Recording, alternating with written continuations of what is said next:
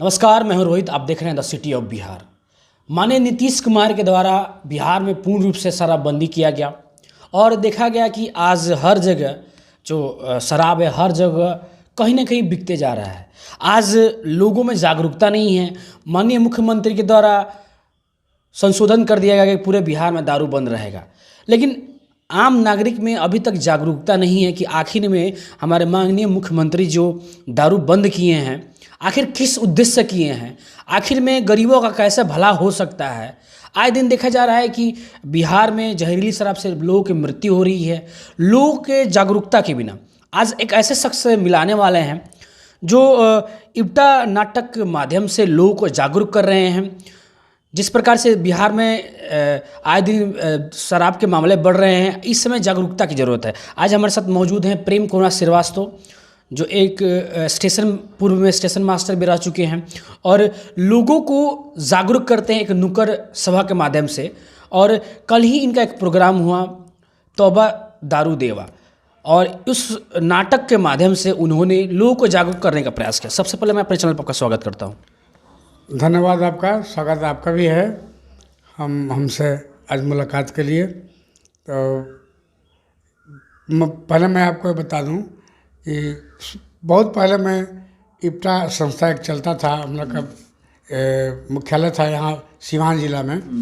उसकी एक इकाई थी दरौंदा में, उसका मैं अवैतनिक अध्यक्ष हुआ करता था और मैंने बखूबी निभाया इप्टा को।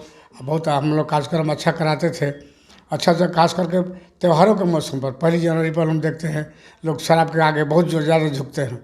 तो उनको कैसे समझाया जाए कि भाई 1 जनवरी जश्न मनाते हैं तो शराब से कभी कोई जश्न नहीं मन सकता है। बुरे साधनों से शुभ उद्देश्यों की पूर्ति कभी नहीं हो सकती है। अच्छे उद्देश्यों की पूर्ति के लिए अच्छे काम करने होंगे तभी उद्देश्य की पूर्ति होगी। होली कितना बढ़िया त्यौहार है, सबसे मिलने जुलने का त्यौहार है, साल भर का वैमनस्य दूर करने का सवाल है। और उसमें हम अगर दारू पी लें तो वैमनस्य तो बढ़ ही जाता है। दारू कोई अच्छी बात नहीं है। दारू पिया तो झगड़ा होगा ही, निश्चित झगड़ा होगा, और झगड़े होंगे तो मारपीट होंगे तो वैमनस्य बढ़ेगा।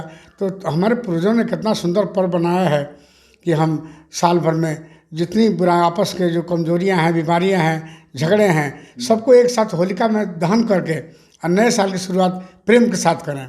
तो क्या हम ऐसा नहीं कर सकते हैं? दारू को छोड़ नहीं सकते हैं? ये दारू कोई ऐसी चीज़ नहीं है कि ये कुछ शिक्षा प्रयोग कर दे। दारू पी के अगर कोई कहे कि कोई रामचरितमानस का एक लाइन सुना सकता है तो आप बताइए। दारू पी के, गांजा पी के, कोई शराब पी के, कोई नशा करके न तो हम हनुमान चालीसा पढ़ सकते हैं और न रामायण का पाठ कर सकते हैं। बस ये कर सकते हैं, किसी को गाली देना होगा दे देंगे, अब शब्द बोलना होगा बोल देंगे, किसी को मारना हो तो मार देंगे। यहाँ तक कि हत्या करने में भी दारू का ही हाथ है। कहीं कोई हत्या, कोई लूटपाट बिना दारू के होता नहीं है। तो हत्या कोई बढ़िया चीज़ तो है नहीं, हत्या करना, लूटपाट करना, किसी को परेशान करना। तो जब जानते हैं कि दारू से अच्छा काम कोई हो नहीं सकता है, कोई एक अच्छा काम नहीं कर सकते हैं, तो फिर उसका साथ क्यों करेंगे? उसके साथ से क्या संगत? अच्छा ये भी है कि अगर दारू पी के आदमी घर में जाए तो घर वाले, पत्नी हो चाहे बीवी, बच्चे हों, कोई खुश नहीं रहता है। इसलिए कि घर में जाएगा आदमी तो टेढ़ा बोलेगा। दारू पीने के बाद सीधा बोलने का सवाल ही नहीं है। तो घर, समाज, सबसे आदमी अकेला हो जाता है। तो अकेला होने का कोई मतलब, आए हैं दुनिया में तो कुछ नाम करिए, कुछ काम करिए। दारू पी के अपने आप को बदनाम न करिए। बस ये मेरा कहना है। अच्छा प्रेम जी, ये बताइए कि क्या जो माननीय मुख्यमंत्री के द्वारा, नीतीश कुमार जी के द्वारा जो शराबबंदी किया गया पूरे बिहार भर में, ये कदम उचित है? बिल्कुल बिल्कुल, हमारे मुख्यमंत्री जी, सराहनीय मुख्यमंत्री जी ने बहुत सुंदर कार्यक्रम उठाया है, उसका बीड़ा लिया है उन्होंने पूर्ण शराबबंदी का। ये उनकी हम बहुत प्रशंसा करते हैं। उन्होंने बहुत अच्छा काम किया, इसलिए कि अभी हम देख रहे हैं अभी का जो वातावरण है, तमाम सड़कों पर लोग जो घुमा करते थे पहले दारू पी के, किसी को गाली दे देना, किसी को बेइज्जत कर देना, किसी के साथ छेड़खानी कर देना, ये तो बंद है। अब छुप के कोई घर में पीता है तो वो बात अलग है, लेकिन अब ये मुख्यमंत्री जी का दायित्व तो नहीं बनता है कि वो घर घर जाके चेक करें। एक अकेला चना बाहर नहीं पड़ सकता कहेंगे। तो अकेले मुख्यमंत्री जी पूरे बिहार के घर घर में जाके तो नहीं चेक करेंगे कि भाई तुम मत पियो। ये हमारा दायित्व बनता है, हमारे समाज का दायित्व बनता है कि हम उसको बताएं, उसको भी डांट टपट के नहीं, उसको प्रेम से कि भाई ये ख़राब चीज़ है। और घर के लोगों को भी, बच्चों को, जैसा कि हमने कल प्रोग्राम में दिखाया, एक बच्चे ने विरोध किया अपने बाप से कि पिताजी अच्छी बात नहीं है, शराब पीना ख़राब चीज़ है, अपहरण करना ख़राब चीज़ है, बिना शराब के आप अपहरण नहीं कर सकते हैं, बिना शराब के आप कोई बुरा नहीं कर सकते हैं, तो क्यों ज़रूरत है शराब पी के बुरा करने का। तो घर के लोगों को भी जागरूक होना होगा कि भाई हमारे मुख्यमंत्री जी ने ऐसा कहा है, तो अकेले वो कहाँ कहाँ घूमते फिरेंगे, अकेले किसके पीछे फोर्स लगाते फिरेंगे, अकेले कहाँ कहाँ फोर्स, हर आदमी के पीछे फोर्स लगाएं कि तुम मत पियो, तो ये संभव नहीं है। हाँ, अपने आप को हम लोग को जागरूक करना है, और जो लोग नहीं समझ पा रहे हैं उनको समझाना है, उनको भी जागरूक करना है। अच्छे तो अच्छे होते ही हैं, बुरों को भी अच्छा बनाने का प्रयास हम लोग को करना चाहिए। अच्छा प्रेम जी, ये भी सवाल उठता है कि आए दिन होली के त्यौहार में देखा गया कि 40 से ज़्यादा लोग की मृत्यु हुई जहरीली शराब से। आखिर में इसके पीछे मुख्य कारण क्या है?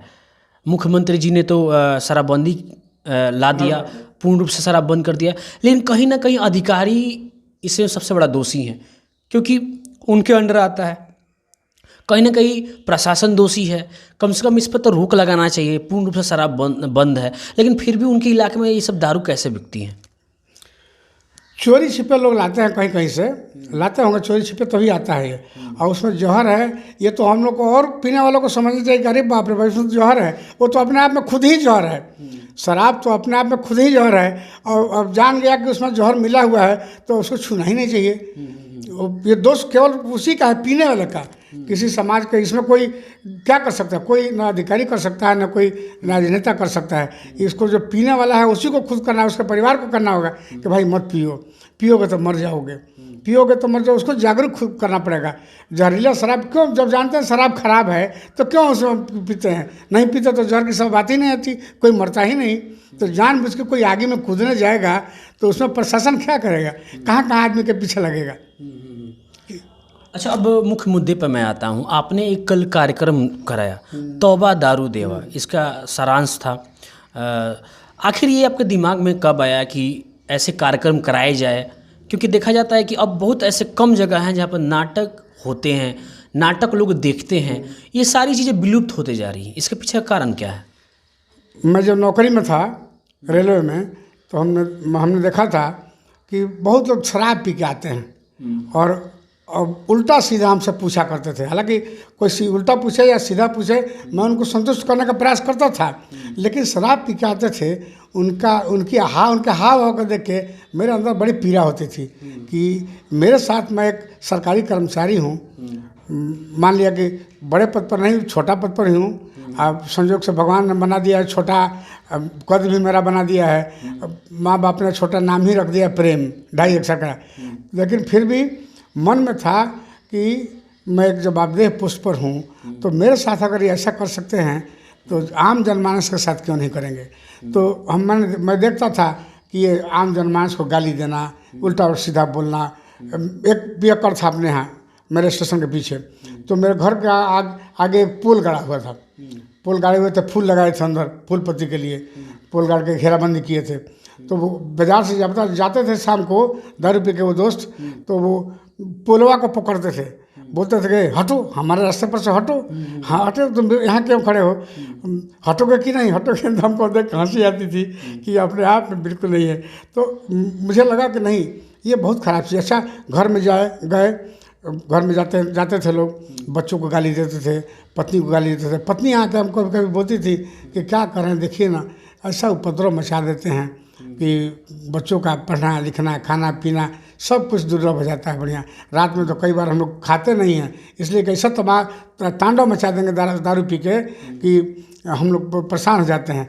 तो हमने देखा कि भाई इस पर कुछ सोचना चाहिए, कुछ करना चाहिए। तो हमने ये 20 वर्ष पहले बीड़ा उठाया था, और 20 वर्षों से मैं त्यौहार के दिनों में, 1 जनवरी का हो या होली हो, होली के 1 सप्ताह पहले से जहाँ तहाँ नुक्कड़ सभाओं के माध्यम से सबको जागरूक करते थे कि भाई वर्ष का त्यौहार, वर्ष का साल भर का त्यौहार है, इसको प्रेम से मनाइए, मिलजुल कर मनाइए, दारू मत पीजिए। हास्य भी कराते थे, हास्य के माध्यम से ही सबको रास्ता पर लाने का प्रयास करते थे कि भाई कम से कम त्योहारों को तो बढ़िया से मनाइए। शुरू में हमको बहुत तकलीफ़ हुआ करता था शराब पीने वाले भाइयों से, मेरे वो भी भाई हैं, तकलीफ उनसे नहीं, उनका शराब से था कि तो शराब पी के जो हाव भाव करते थे, हमसे इंक्वायरी करते थे गाड़ियों का, तो उसमें भी हमको लगता था कि अगर ये आदमी शराब नहीं पिया होता तो आज ऐसा नहीं बोलता। लेकिन हम समझते थे कि नहीं, ये नहीं बोल रहा है, इसका शराब बोल रहा है। हालांकि दूसरे दिन वो आदमी हमसे बोलता था कि बड़े बाबू हमने कुछ गलती बोल दिया तो क्षमा करिएगा। बोला कि ज़रूर इसका शराब गलती करा रहा है। तब हमको लगा कि नहीं, शराब के पीछे पड़ना चाहिए, इसको समूल इसका नष्ट कराना चाहिए।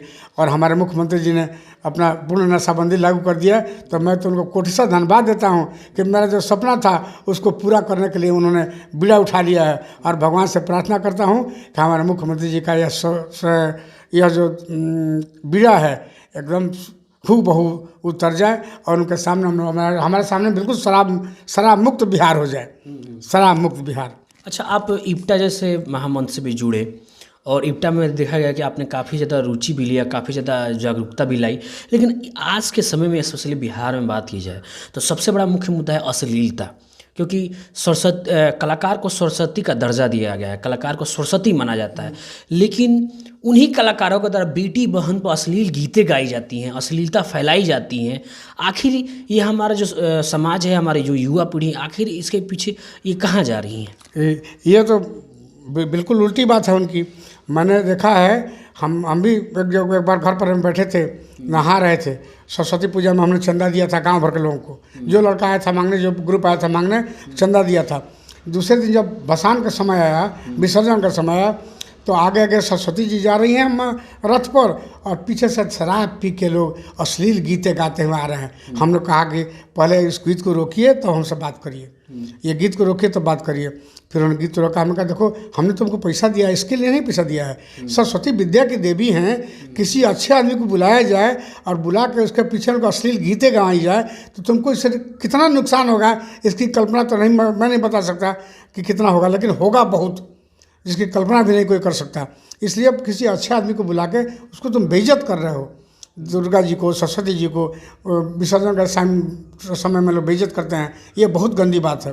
किसी को बुलाइए अपने घर तो आदर के साथ उसको विदा भी करिए। वो तो विसर्जन मतलब विदाई, तो विदाई करते हैं तो उस समय आंखें नम होनी चाहिए, हृदय से विदाई करनी चाहिए, न कि अश्लीलता के साथ। मैं इस अश्लीलता का एकदम सख्त विरोधी हूँ और मैं किसी से झगड़ा तो नहीं करता, लेकिन मैं सबसे रिक्वेस्ट करता हूँ, हाथ जोड़ कर प्रार्थना करता हूँ कि भाई किसी को इज्जत से आप बुलाते हैं, सरस्वती माता हो, दुर्गा जी हो, हनुमान जी हो, आते हैं तो कितना इज्जत से आप बुलाते हैं, तो इज्जत से बुलाते हैं, इज्जत से उनको विदा भी करिए और आंखें नम करके विदा करिए कि दुर्गा माता फिर आइएगा, फिर आपका हम इंतजार करेंगे।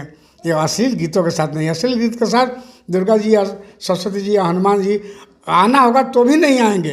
किसी ऐसे भी गेस्ट को आप देख लीजिए, किसी घर में गेस्ट को बुलाइए और जाते समय उनको गाली दीजिए, कुछ कहिए उनके पीछे, उनको गाली नहीं दीजिए, उनको सुना के किसी दूसरे को गाली दीजिए तो भी उनको अच्छा नहीं लगेगा, वो आपके घर कभी नहीं आएगा। इसलिए कभी विसर्जन में ये अश्लील गीतें होती हैं, इनका तो विरोध होना चाहिए, लेकिन विरोध होगा कैसे? इसलिए कि नशे में लोग रहते हैं, उनके साथ थोड़ी देर के लिए भाई हाथ जोड़िए, नहीं ऐसा मत करो बाबू, बाबू कहिए, भैया कहिए, दादा कहिए, काका कहिए कि आप ऐसा न करो बाबू, ऐसा करोगे तो तुम्हें नुकसान होगा, दुर्गा जी खुश नहीं होंगी, और खुश होंगी तो तुम्हें आशीर्वाद बढ़िया नहीं देंगी। और ये गीत नहीं गाओगे, विसर्जन का गीत गाओगे तो दुर्गा जी तुमको खुश होंगी, आशीर्वाद देंगी। इज्जत से बुलाओ तो इज्जत से विदा भी करो। अच्छा, अभी हाल फिलहाल में आपने एक पुस्तक का विमोचन किया, उस पुस्तक के बारे में बताइए कि आखिर में क्या सोचकर आपने लिखा और उसका विमोचन किया? अभी जो कल हमने 2 पुस्तकों का विमोचन किया है। एक है अभी जो जिसका कल हम लोग कार्यक्रम कराए थे, तौबा दारू देवा, शीर्षक ही है तौबा दारू देवा। अब पेकर भाइयों ने दारू को अपना देवा मान लिया है, उसको हम तौबा करते हैं। तो उनसे अगर बुला के कहा जाए कि आइए आपको हम समझा रहे हैं, समझाएंगे दारू बहुत ख़राब चीज़ है, तो ये नहीं आएंगे, बिल्कुल नहीं आएंगे। वो जान जाएंगे कि दारू के खिलाफ हमसे बात करेंगे तो कभी नहीं आएगा, महीना दिन तक हमसे नहीं मिलेंगे। लेकिन अगर दारू की कोई अपनी महत्ता नहीं है, लेकिन नकली महत्ता का और कोई गुणगान उनका दारू का नहीं है, फिर भी बनावटी गुणगान करके, नकली महत्ता का बनावटी गुणगान अगर दारू का किया जाए तो शराबी भाइयों को लगेगा अरे वाह, ये तो हमारी ही बात हो रही है, और बहुत खुश हो जाएंगे। और खुश हो, चलो यार चलो अपने साथियों को बोले, चलो चलो चला जाए, देखा जाइए हम लोग की बात है। जब आ जाते हैं तब उनका ब्रेन वाश धीरे धीरे करना चाहिए कि भाई ये बहुत ख़राब चीज़ है और इसको छोड़िए, इसका परित्याग करिए, इससे आपका भला कभी नहीं हो सकता है। जब होगा तो बुरा ही होगा, भला कभी नहीं होगा। दारू पी के अगर कोई कहे कि हम हनुमान चालीसा पढ़ देंगे तो ये संभव नहीं होगा, रामायण पढ़ देंगे तो नहीं होगा। लेकिन अब कुछ नहीं पिया है, व्रत भी रहेगा, उपवास रहेगा, और उसको कहा जाएगा हनुमान चालीसा पढ़े तो पढ़ लेगा, और रामायण पढ़े तो पढ़ लेगा, लेकिन दारू पीने के बाद नहीं पढ़ पाएगा। तो ये अच्छी चीज़ नहीं है। इसका हम लोग को समूल नाश करने का प्रयास करना चाहिए। किसी के साथ झगड़ा करके नहीं, प्रेम से या उसके साथ उससे बिना विनती करके उसको समूल नाश करने का नष्ट करने का प्रयास करना चाहिए।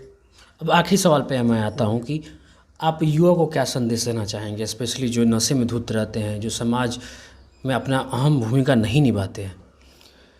मैं अपने साथी भाइयों को सलाह दूंगा कि जब आप कभी शराब पीते हैं तो एक बार आईना के सम्मुख अपने खड़े हो जाइए बाबू। आईना के, बड़े आईने के सामने खड़े हो जाइए और अपने आप को देखिए कि आप कैसे लग रहे हैं। हमको लगता है आपको खुद ही आईने से आपको घृणा लगेगी, करिए मेरा यह प्रतिबिंब जो दिख रहा है बिल्कुल गलत है, मैं इससे दूर अब से ऐसा नहीं करूँगा।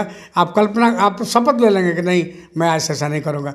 तो मेरे भाइयों, ये ख्याल रखिए कि इसको तो पीजिए ही नहीं, लेकिन कहीं गलती से आपने पी लिया थोड़ी देर के लिए तो आप आईना के पास जरूर जाइए और वहाँ देखिए कि हाँ हम सही हैं कि गलत हैं। आपको बिल्कुल यकीन हो जाएगा कि मेरा रास्ता, यह धंधा गलत है, और दूसरे दिन से आप छोड़ देंगे बिल्कुल निश्चित रूप से। और ये बहुत ख़राब चीज़ है। इससे समाज जितना बिगड़ना होगा बिगड़ जाएगा, सुधर नहीं सकता है। और लाइफ बड़े भाग्य मानुष तन पावा भारत जैसे देश में, जहाँ विचरते देवता मुनि मानवों के वेश में, गंगा जमुना चरण पखारे पहरा देता है हिमवान, सत नाम है जिसका हिंदुस्तान, सत्य अहिंसा है पहचान। इसमें कहीं कोई दारू का जिक्र नहीं है और न दारू का इसमें कोई समावेश है। इसलिए इस गुण को गाइए, ऊंच नीच क्या होता बढ़िए, ऊंच नीच क्या होता बंदे, सभी भारत के लाल हैं, जियो और जीने दो का मंत्र बेमिसाल है, एक पवन है एक चमन है एक ही आकाश है, आपस में क्या लड़ना बंदे, सबका भारत खास है। हमारे शराबी भाइयों का भी है, हमारा भी है, लेकिन शराब पीना कृपया छोड़ दीजिए बंधु, इसलिए कि बहुत ख़राब चीज़ है ये। उसका देखिए उसका कितना तालमेल है। शराब बहुत ख़राब चीज़ है, शराब खराब, तो इससे बढ़िया तालमेल क्या हो सकता है। तो क्यों खराब को हम पिएंगे, उसको छोड़ने में क्या दिक्कत है, बिल्कुल छोड़ सकते हैं। आज दोस्तों, आज हमारे समाज में ऐसे इंसान की ज़रूरत है कि समाज में कुछ जागरूकता लाए। इंसान का मतलब होता है कि समाज में जागरूकता लाना। आज जिस प्रकार से आए दिन देखा जाता है कि नीतीश कुमार के द्वारा पूर्ण रूप से शराबबंदी कर दिया गया है, लेकिन जिस प्रकार से आए दिन लोग जहरीली शराब से मरते हैं, आए दिन शराब से मर जाते हैं, उनके परिवार को बहुत ज़्यादा दुख भी होता है। आज कम से कम ये ज़रूरत है कि आप जागरूक हों। आज हमारे साथ मौजूद थे प्रेम कुमार श्रीवास्तव, जो आज के समय में पूर्व स्टेशन में मास्टर रह चुके हैं और अब रिटायरमेंट के बाद अब लोगों को जागरूक कर रहे हैं कि आप शराब ना पिएं, शराब से आपके परिवार का विनाश हो सकता है और शराब से किसी का आज तक भला नहीं हुआ है। तो बहरहाल आज इनको सपोर्ट करने की ज़रूरत है और खुद दूसरों को भी जागरूक करने की जरूरत है। बहरहाल आप देख रहे हैं द सिटी ऑफ बिहार। अभी तक आपने चैनल को सब्सक्राइब नहीं किया है तो चैनल को जरूर सब्सक्राइब करें और हो सके इस वीडियो को ज़्यादा से ज़्यादा शेयर करें ताकि और भी लोग जागरूक हो सकें। नमस्कार।